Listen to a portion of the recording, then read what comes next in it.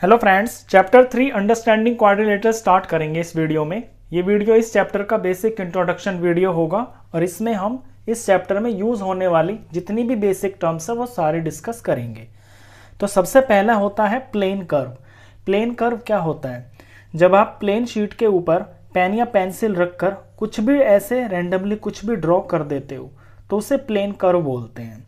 अब ये जो प्लेन कर्व है ये आपका ऐसे गोल गोल भी हो सकता है या फिर एंटायरली लाइन सेगमेंट से मिलके भी बना हो सकता है, या फिर ऐसा हो सकता है कि कहीं पे लाइन भी हो और कुछ गोल पार्ट भी हो। अब इन कर्व्स के अंदर जो कर्व खुला होता है कहीं से ओपन होता है, जैसे कि ये वाला है, ये ऊपर से ओपन है तो इसको हम ओपन कर्व बोल देते हैं। ये ओपन कर्व हो गया। अगर कोई ऐसा कर्व है जो बिल्कुल पूरा का पूरा बंद है तो इसे हम क्लोज्ड कर्व बोलते हैं। ये क्लोज्ड कर्व हो गया है। ये सारे के सारे सिंपल कर्व्स हैं, इन्हें हम सिंपल कर्व बोलते हैं। अब कर्व कौन नहीं होता उसे भी देखिए, वो सिंपल कर्व नहीं बोला जाता अगर कहीं पे ऐसे बनाते हुए और यहाँ पे कोई चीज़ ऐसे क्रॉस कर जाती है तो ये जो फिगर है ये सिंपल कर्व नहीं है। बाकी ये सारे सिंपल कर्व हैं। ये इसका फर्स्ट टॉपिक है। अब आते हैं नेक्स्ट टॉपिक के ऊपर, पॉलीगन्स। पॉलीगन्स की डेफिनेशन देखिए पहले। A simple closed curve made up of only line segments. एक सिंपल क्लोज्ड कर्व होना चाहिए जो पूरा का पूरा सिर्फ लाइन सेगमेंट से ही मिलके बना होना चाहिए। जैसे कि यहाँ पे एग्जांपल्स मैंने ड्राइंग बनाई हुई है, ये सारे सिंपल क्लोज्ड कर्व हैं और ये सारे के सारे जो है ना सिर्फ लाइन सेगमेंट से ही मिलके बने। इनमें ऐसे कोई गोल पार्ट नहीं है। जैसे ट्राइंगल हो गया, यहाँ से बनाना शुरू किया, लाइन खींची, यहाँ से लाइन करके इसको बंद कर दिया, तो ये बंद भी होना चाहिए और ये सिंपल कर्व भी होना चाहिए। क्वाड्रिलेटरल है या पेंटागन है, कुछ भी कोई भी फिगर हो सकती है, पूरे लाइन सेगमेंट से मिलके बनी होनी चाहिए और वो फिगर बंद भी होनी चाहिए। उन्हें हम पॉलीगन्स बोलते हैं। इसके बाद आते हैं टाइप्स ऑफ पॉलीगन्स। पॉलीगन्स कितने तरह के होते हैं? तो पॉलीगन्स बेसिकली 4 तरह के होते हैं। पहले हम समझेंगे कि कॉन्वेक्स पॉलीगन क्या होता है और कॉनकेव पॉलीगन क्या होता है।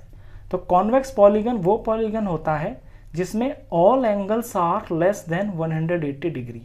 यहाँ मैंने एक फिगर बनाई हुई है, इसके अंदर सभी के सभी जो एंगल्स है ना वो 180 डिग्री से कम है। देख लीजिए, ये वाला एंगल 180 से कम है, ये 180 से कम है, ये 180 से कम है, ये 180 से कम है। जब किसी पॉलीगन के सारे एंगल्स 180 डिग्री से कम के होते हैं उसे हम कॉन्वेक्स पॉलीगन बोलते हैं। इसके अपोजिट कॉनकेव पॉलीगन वो पॉलीगन होता है जिसमें at least one angle is greater than 180 degree. जिस पॉलीगन के अंदर कम से कम एक एंगल 180 डिग्री से बड़ा होता है उसे हम कॉनकेव पॉलीगन बोलते हैं। यहाँ इस वर्ड पे फोकस करना, केव। केव का मतलब होता है गुफा। यहाँ पे गुफा जैसी बन जाती है। यहाँ देखिए इसके एंगल्स में 180 डिग्री से बड़ा कौन सा है? ये तो 180 से छोटा है, ये भी 180 से छोटा है, ये भी 180 से छोटा है, ये भी 180 से छोटा है।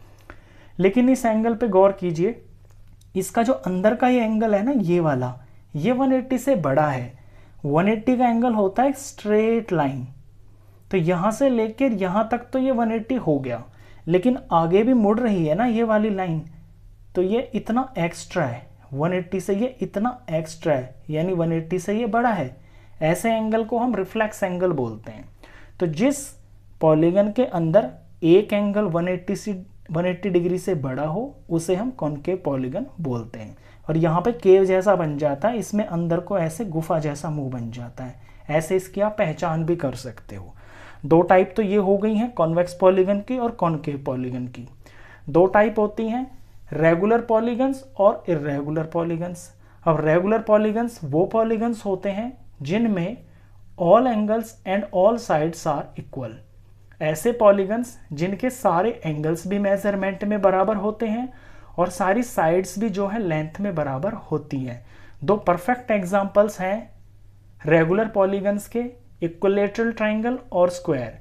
इक्विलैटरल ट्रायंगल वही ट्रायंगल होता है जिसकी तीनों साइड्स लेंथ में बराबर होती हैं और इसके तीनों एंगल्स भी बिल्कुल इक्वल होते हैं, 60 डिग्री के।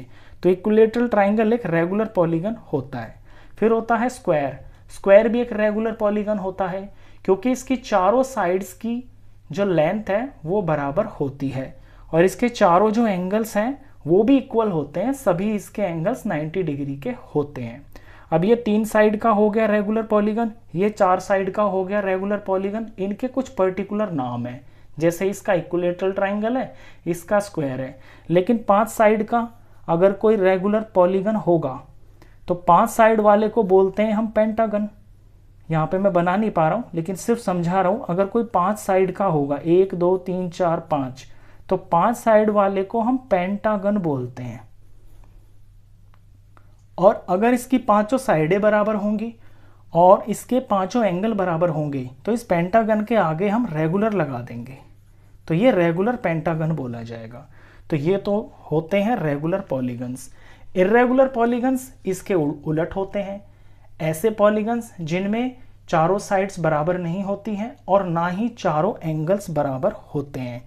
यानी ये जो दोनों कंडीशंस है ना, ये जिन पॉलीगन्स में फुलफिल नहीं होती हैं वो इर्रेगुलर पॉलीगन्स होते हैं। जैसे इस पॉलीगन को देखिए, ये एक इर्रेगुलर पॉलीगन है, इसकी चारों साइड्स मेजरमेंट में बराबर नहीं है, ये देखते ही पता चल रहा है। और इसके चारों एंगल्स भी बराबर नहीं है, ये छोटा है ये बड़ा है। तो ऐसे पॉलीगन्स को हम इर्रेगुलर पॉलीगन बोलते हैं। तो ये 4 तरह के पॉलीगन हुए, कॉन्वेक्स, कॉनकेव, रेगुलर और इर्रेगुलर पॉलीगन। इसके बाद जो नेक्स्ट टॉपिक इसके अंदर आता है वो है the sum of the measures of the external angles of any polygon is 360 degree. ये बहुत इंपॉर्टेंट पॉइंट है और ये पॉलीगन के एक्सटीरियर एंगल के सम से रिलेटेड है। कोई भी पॉलीगन हो, चाहे वो कितनी भी साइड का हो, यहाँ पे मैंने एक पॉलीगन बनाया हुआ है 3 साइड का, तो इसके जो एक्सटर्नल एंगल्स होंगे ना उसका सम 360 डिग्री होगा। मैं इसके एक्सटर्नल एंगल्स पहले बना के दिखाता हूँ आपको। इस पॉइंट पे अगर मैं इस लाइन को बढ़ा देता हूँ ऐसे, तो यहाँ पर एक एंगल बन गया, ये बाहर की तरफ बन रहा है ना, तो ये एक्सटीरियर एंगल है, ये नंबर 1 एंगल हो गया। जब मैं इधर को ऐसे आऊँगा और मुझे इधर मुड़ना पड़ेगा, तो यहाँ से मैं टर्न लूँगा, तो जितना मैं ये घुमाऊँ ये एंगल बन गया, ये एंगल 2 हो गया।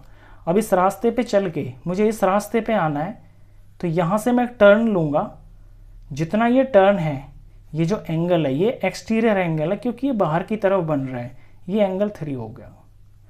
तो ट्राइंगल के अंदर 3 एक्सटीरियर एंगल बने हैं, इन तीनों का जो सम होगा ना वो एग्जैक्ट 360 डिग्री ही होगा। अब ये तो 3 साइड का पॉलीगन है, अगर ये 4 साइड का होता, 5 साइड का होता, 6 साइड का होता, 6 साइड का होता तो उसमें 6 एंगल बनते, 7 साइड का होता तो 7 एंगल बनते। एंगलों की गिनती चाहे कितनी भी होती, अगर पॉलीगन के एंगल वो एक्सटीरियर हैं तो उनका सम हमेशा एग्जैक्ट 360 डिग्री ही होगा। ये बहुत इंपॉर्टेंट प्रॉपर्टी है पॉलीगन के एक्सटीरियर एंगल्स के सम से रिलेटेड। अब इसी प्रॉपर्टी से रिलेटेड 2 फॉर्मूलेज हैं जिन फॉर्मूलेज को आपको लर्न करना है, और ये फॉर्मूले स्पेशली रेगुलर पॉलीगन के लिए हैं। ये इर्रेगुलर पॉलीगन पे अप्लाई नहीं होते हैं, ये होते हैं रेगुलर पॉलीगन के ऊपर अप्लाई, क्योंकि रेगुलर पॉलीगन के अंदर सारी साइड्स की लेंथ बराबर होती है और सारे एंगल्स का मेजरमेंट भी बराबर होता है। क्या है 2 फॉर्मूले, देखते हैं। Exterior angle of a regular polygon, किसी रेगुलर पॉलीगन का एक्सटीरियर एंगल अगर आपको फाइंड करना हो तो वो बराबर होता है 360 डिग्री अपॉन में नंबर ऑफ साइड्स। जितनी उस पॉलीगन के अंदर साइड्स होंगी ना उससे 360 डिग्री को डिवाइड कर देंगे। अब ये जो 360 डिग्री है यहाँ पे, ये actually some of exterior angles ही है। तो अगर आपको नंबर ऑफ साइड्स दे रखी हो और आपसे पूछा हो कि उस पॉलीगन के एक्सटीरियर एंगल्स का मेजरमेंट कितना होगा, तो आप ये फॉर्मूला लगा देंगे। एक और फॉर्मूला है, वहां पे फाइंड करनी होती है number of sides. Number of sides of a regular polygon is equal to 360 degree upon में एक्सटीरियर एंगल का जो मेजरमेंट है। अगर आपको किसी रेगुलर पॉलीगन का एक्सटीरियर एंगल दे रखा हो, सारे एंगल एक्सटीरियर भी बराबर ही होंगे। अगर एक्सटीरियर एंगल आपको पता है और आपको पता करना है कि उस पॉलीगन में साइड्स कितनी हैं, तो फिर आप ये वाला फॉर्मूला लगा दोगे। दोनों केस में ऊपर 360 डिग्री ही होता है। अगर एक्सटीरियर एंगल निकालना है तो नंबर ऑफ साइड से डिवाइड कर देंगे, अगर नंबर ऑफ साइड्स निकालना है तो एक्सटीरियर एंगल की वैल्यू से डिवाइड कर देंगे। ये 5th टॉपिक था इसका। अब इसमें है लास्ट टॉपिक जिससे रिलेटेड ये सारा चैप्टर ही है, टाइप्स ऑफ क्वाड्रिलेटरल।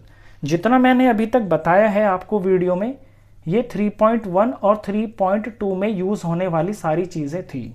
अब 3.3 और 3.4 न्यू बुक के अंदर आपकी टोटल बेस्ड है क्वाड्रिलेटरल्स के ऊपर। क्वाड्रिलेटरल्स एक बहुत बड़ा परिवार होता है।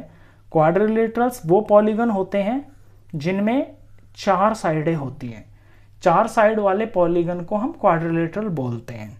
अब कुछ स्पेशल क्वाड्रिलेटरल्स होते हैं, उनके कुछ स्पेशल नाम होते हैं। वो नाम उनकी कुछ स्पेशल प्रॉपर्टी की वजह से रखे होते हैं।